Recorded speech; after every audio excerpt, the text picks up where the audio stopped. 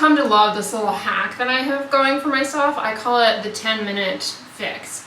If there's a big task that I do not want to do, which is frequently the case, right? I mean, that's basically all of adulthood. It's just a series of events that are unpleasant and annoying and draconian. Instead of worrying about doing it, I just dedicate 10 minutes a day to getting it done. Little by little, I chip away at it. Like, I'm working on my taxes right now, and I just do 10 minutes a day because that's all I can stand of that kind of stuff. And it really is helping to keep me on track. I do the same thing around the holidays with gift wrapping, because typically I put off my gift wrapping until like the week of Christmas, like a few days up until I have to give gifts, and then I'm like swamped wrapping. But I made it a point to just wrap one present a night, starting like around Thanksgiving, and it was all done. It's a lot more manageable to do it that way. You could do that for like meal prep too, if you're like putting that off. Just be like, okay, I'm just gonna do something really simple for 10 minutes, prep something. Before you know it, you have like a huge load off your shoulders.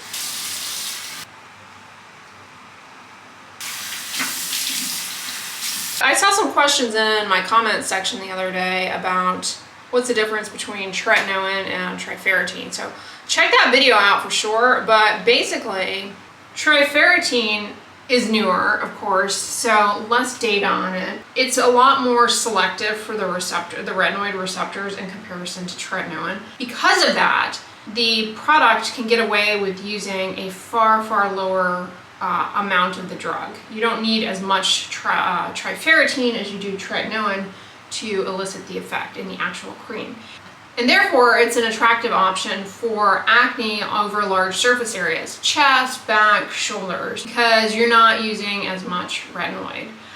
So that's nice. And in theory, it's less irritating. However, that drug is a lot more expensive, and whether or not it's any better than tretinoin remains TBD. This is one major problem in dermatology especially, but you know, the pharmaceutical industry, they come out with new drugs all the time, and they market them as though they're gonna be like a game changer. But the problem is they don't do like head-to-head comparator trials comparing to the standard of care.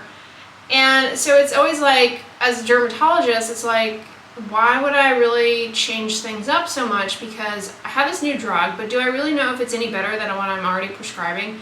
The new drug isn't as well studied, it hasn't been around as long, I'm not as familiar with how it's gonna perform, and it's a lot more expensive. Man, I'm just going quick and simple today with the skincare routine. I'm coming on over with the Hada Labo UV White Gel. I want to finish this up. I really like this. I've been using either this or the Neutrogena tinted mineral sunscreens. I find that this one spreads a lot more quickly, which is nice for ease of application. This tank, I have 3 of these tanks. They're by Bar, and they're seriously some of my favorite tanks because they're like very flattering. They don't get stretched out. A lot of times I just buy Bar on Amazon because I have Amazon Prime, so I get the, you know, free shipping or whatever. It's not free, but you know what I mean. I'm basically already paid for shipping by being a Prime member. Whereas if I buy it on their website, then I'm gonna have to pay for shipping or have a minimum purchase. And it ships directly from Bar. Like when you buy stuff from Amazon, Bar stuff from Amazon, from the Bar storefront on Amazon, it comes to you, it doesn't come to you in the Amazon bag, it comes to you in the Bar bag. Like it ships from, I feel like it ships from the Bar warehouse. So yeah, I've been doing that over the past few years. It works out nicely. Unless Bar is having a big sale, which they often do. So Bar, if you're not familiar, it's UPF clothing, sun protective clothing. Like the fabric is blocks UV rays. But you don't necessarily need to have that type of fabric. A thick fabric, a fabric with a coarse weave. I have a whole video talking about clothing that will protect you from UV rays, so check that out. No, you don't need to, but I genuinely like Bar, and the quality is unmatched. Like I have a pair of pants that I've had for, I want to say, going on 12 years now by Bar. It can't be that long. maybe 8 years is more accurate. Yeah, I think it's more accurate. And they have held up really well. So, coffee time! Fill her up, Buttercup! I got this gadget as a Christmas gift. I think it came from the Amazonian. It's really handy for putting books, holding up books, so you can multitask and read at the same time. It holds a wide array of book sizes. I've been pretty pleased with it. In the evening, I like to sit there and read while I eat dinner. Try and squelch the screen time pull. I am loving Moby Dick though. I mean, it is flat out entertainment. It is really entertaining. It's not dry and dull. It's funny. Wouldn't it be great if we could just lay around and read books all day? Not have to answer to anyone. The Lux Life.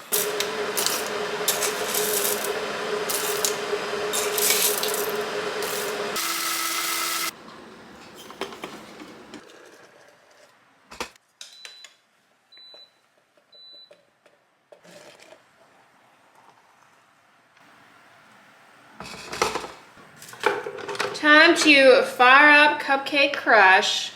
I finished the berry one that I had previously. It was nice.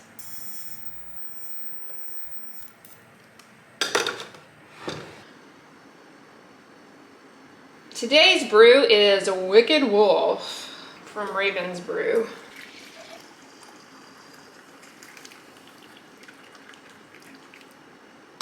Isn't she lovely? I really think it's becoming more and more apparent to people that alcohol is like the new cigarette. And I really approach this with a bit of trepidation on here because I don't want to come across as like, you know, very judgmental. And I don't think that that is a particularly helpful way to be. I really don't, because plenty of people do enjoy alcohol responsibly in moderation.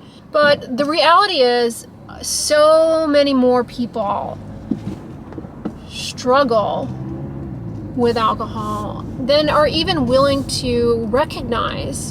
And it really doesn't bring anything of benefit to their lives. Once you have that realization, I think that alcohol is doing you no favors. I think it becomes a whole different game, the way that you view it. You know, I think a lot of it has to do, here in the US, I noticed phases in my life where it was like, I don't know if it has to, I believe a lot of it has to do with our culture around the drinking age. Because, I can't speak for other countries, but just my impression is that in many countries where they have a less strict drinking age, for whatever reason, they don't have this culture around, oh, when you turn 21, you go out and binge drink. I really think that is something that I'm not aware of any country that does that. And I could be wrong. You know, maybe there is some other countries that do that, but that's a thing that happens here. And I really think the time leading up to that, I really think that is one phase in someone's life where alcohol really has this strong presence. And it's like, I always wonder, you know, if as a culture we were more laid back and didn't make such a big deal around alcohol and making it, you know, like off limits for so long, if people would react to it that way. I don't know. I honestly don't know. I've never seen firsthand alcohol really benefiting anyone's life, I guess I should say. So that's really distorted my view of it. When I was in college, I had this job that I loved, which, as a matter of fact, looking back on it, it's like, what a privilege to have a job like I had back then, and have it be so gratifying. Because nowadays, getting a job as a college student is like, for anyone, getting a job that pays well, that's gratifying, I mean, what a luxury. Anyway, I had this job as a CNA for a long time, and I worked as a CNA for quite a while, but one job that I had required me to like rotate around different hospitals, and they would frequently send me to a psychiatric hospital to sit with patients. And there was a part of that, here your battery's going to change. What I was telling you is a part of my job was they would send me to this psychiatric hospital and I would sit with patients, a variety of different patients. It was really, I have very fond memory. I really enjoyed that experience. But one of my roles there was to sit with patients detoxing from going through alcohol withdrawal. And they don't tell you about alcohol withdrawal early enough, is all I have to say. Because it really, watching people withdraw from alcohol is so eye-opening and so painful to watch people go through. It's not like a hangover. Trust me, you can die from alcohol withdrawal. Like, people who are alcoholics say, just quit drinking. I mean, you can actually die, if you're not doing it under medical supervision. So part of my role was basically to sit there. I didn't, administer treatments or anything, but I just sat there and took blood vital signs and things of that sort. And so for me at that time, it was a time in my life where the socially acceptable thing to do was to go out and party. And here I had this job where it was like, this is where this has the potential to take you in life. And people who struggle with alcoholism, they come from all walks of life. And it's interesting, we start in one place and we all go in different directions. And it's like, what could have happened in someone's life to get them to that point? It's certainly there's a genetic factor there, but there have to be other circumstances. Losing a job. I mean, you can just see how a series of unfortunate events where you're coming from this platform of, oh, well, it's socially acceptable to binge drink like this because you're in your 20s. But then you go on a series of events where you have a variety of stressors, social stressors, loss of a job, breakup, move, medical stressors. I mean, you name it. Lots of life events happen around that time in your 20s, early 30s, where you're figuring life out, and a lot of stuff happens to you. It just does. A lot of things happen to you, and you respond to them, you adjust to them, however you're going to. And for some people, this path of destruction around alcohol or any substance happens. And it's just at that, I can't say enough. Like, I wish I could explain to you what that experience, how much of a profound impact that experience in that job had on me. Not just in helping people as they were withdrawing from alcohol, but the other patients that I took care of across a wide array of medical specialties and issues. That job really changed my life, I have to say. I knew I was going into medicine or wanted to go to medical school at the time, but I didn't no one really can prepare you for certain interactions. And that job was just eye-opening to me. How it showed me a lot about human nature, how people handle stress and illness very differently, and how everyone has these coping mechanisms for things and ways in which they deal with pain. All right. Serious talk aside, I am here at Home Goods because when you guys are watching this, it's the weekend before Valentine's Day, but for me, it's the weekend before Valentine's Day, so I want to see if they have anything cute Valentine's-y out. I need to get some gifts, so that's what I am here to look for. Looks like they've got Easter stuff out, which seems early, but I love Easter decor, so that's pretty. Oh, I love these chairs. They look really comfortable. How much are they? I really like those.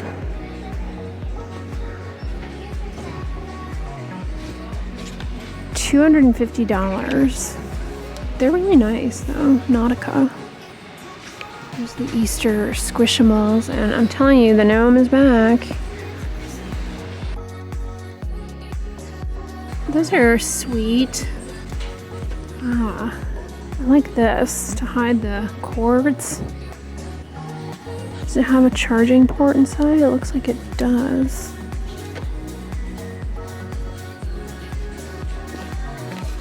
It's really cute.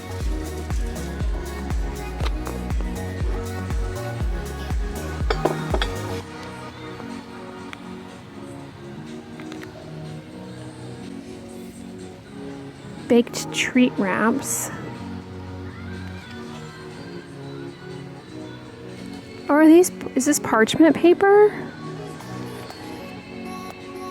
Huh, that's really cute.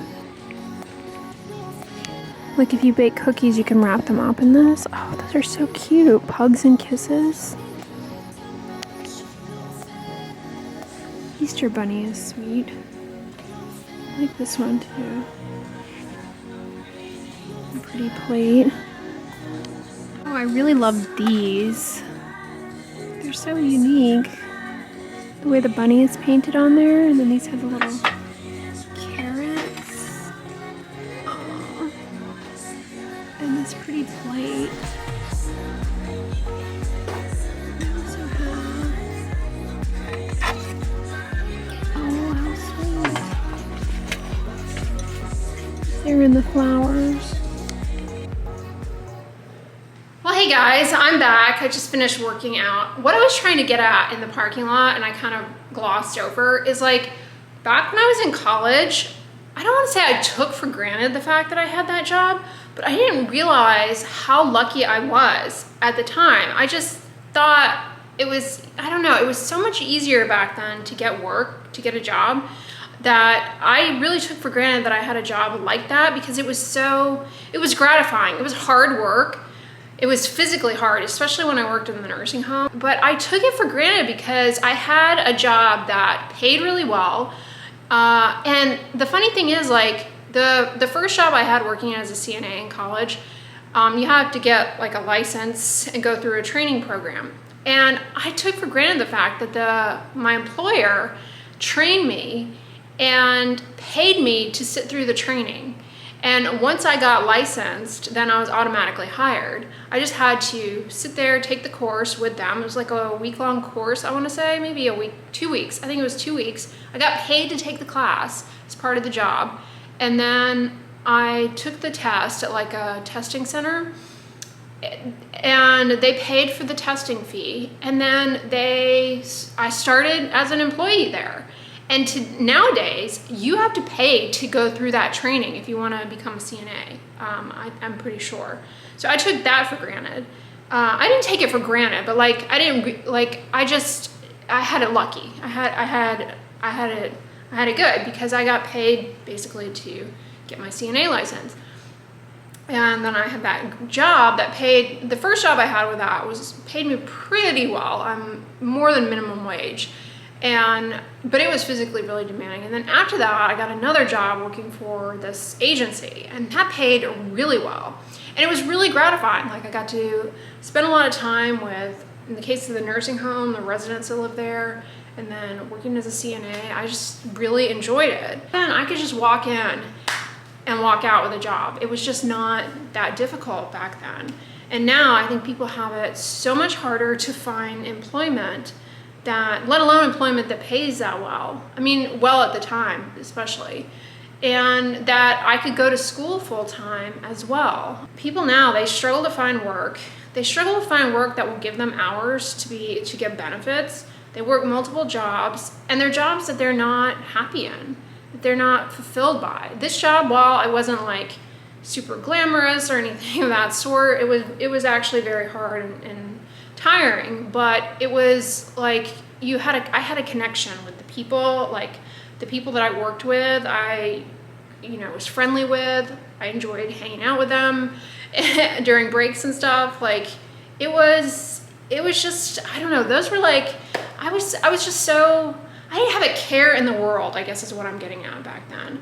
Anyway, my hair looks the best. This is a silly thing, but my hair always looks the best right after I work out and I take it down, like for the first 5 minutes, because the sweat somehow injects all this volume into it, and it's like all voluminous.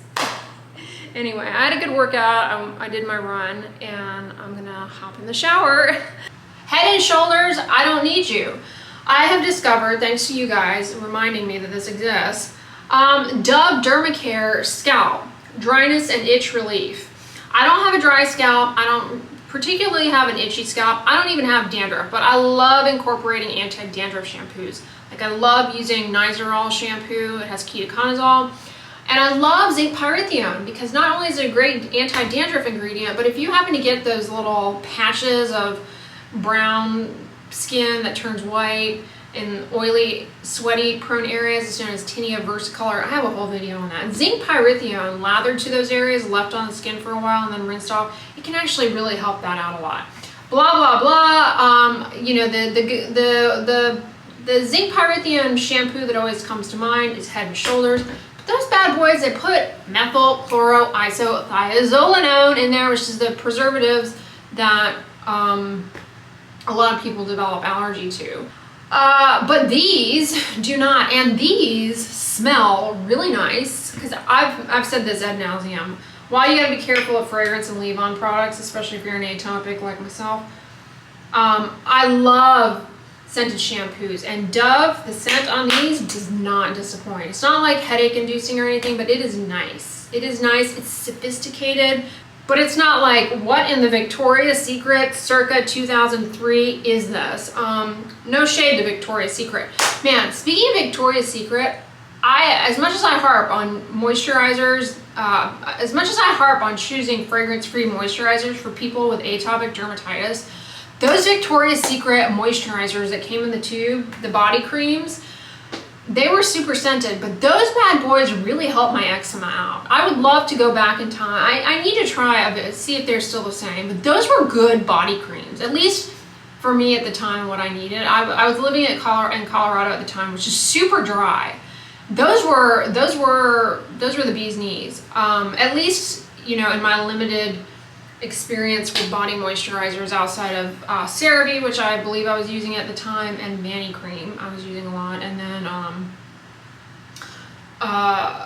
and Eucerin, of course. Eucerin's always been a good go-to. I didn't start using Cetaphil body moisturizers until later on though. I've always used Cetaphil Gentle Cleanser, but I also like using the lotion. This I love. This wasn't around back in the early 2000s, I don't think, because I have only I discovered this, they reformulated this line last year, and I love it. Although, look what I've done to the tube. Anyway, y'all, yeah, check those out. If you've got dandruff, you know, this time of year, dandruff tends to be worse for whatever reason. I think because people, you know, maybe it's related to stress, because dandruff does get worse. Dandruff does get worse when you're stressed out, and maybe wintertime is more stressful for people, but a lot of people end up wearing hats a lot, and that can end up creating kind of a favorable, more humid environment for the little yeast and the inflammation to sort of thrive and for you to get more dandruff. Plus there's something about the dry air. You know, there are lots of theories as to why it is, but yes, people seem to be more affected by dandruff in the winter. Anyway, y'all, I'm gonna wrap this vlog up here. I hope you're having a great weekend. Thank you so much for coming along and making it to the end of this video. I greatly appreciate it. If you liked it, give it a thumbs up, share it with your friends, and as always, don't forget, sunscreen and subscribe. I'll talk to you guys tomorrow. Bye.